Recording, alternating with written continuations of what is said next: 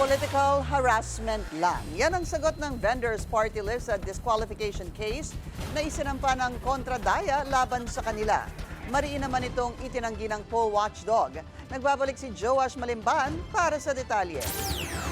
Sa tingin ko naman, qualified talaga kami. Umalma ang vendors party list sa disqualification complaint na inihain laban sa kanila. Sa reklamong isinumite ng kontradaya noong April 15, sinabi ng convener na si Danilo Araw na hindi kumakatawan sa vendors o kahit na anong marginalized sector ang top 3 nominees ng grupo. Depensa nila, hindi naman daw kinakailangang kabilang sa isang underrepresented sector ang isang tao para kumatawan sa isang party list group. By nominee rin daw sila na maituturing na tunay na vendor. Kasama kasi sa mga nagsumite ng verified answer kahapon ang vlogger na si Deo Balbuena o mas kilala sa pangalang Diwata.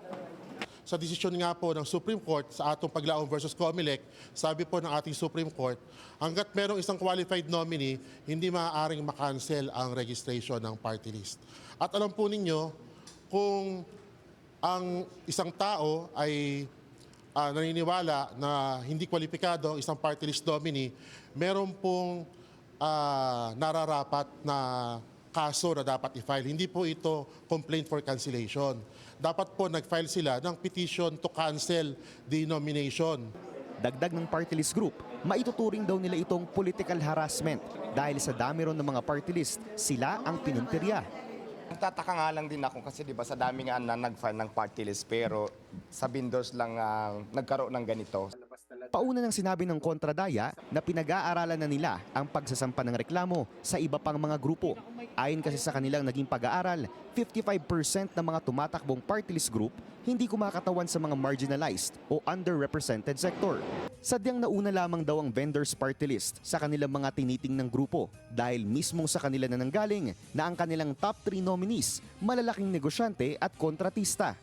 Buti sana kung meron kaming sapat na pinansyal na rekurso para matukoy yung lahat at ma-file ng disqualification case lahat ng 86 na na-flag namin.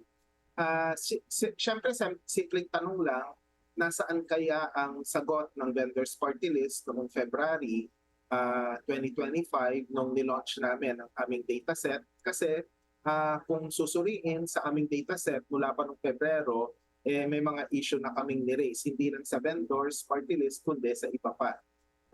Ngayon lang nila piniling sumagot at yung parang sinasabi pa nga ay sinisingle out daw sila. Siyempre, kailangan may masampulan. Dagdag ng kontradaya, oras na para questionin mismo ang interpretasyon sa Party List Act. Dahil lang dapat na boses ng mga nasa laylayan sa Kongreso, dinodomina ng mga mayayaman at makapangyarihan. Para sa agenda, Joash Malimban, Billionaire News Channel.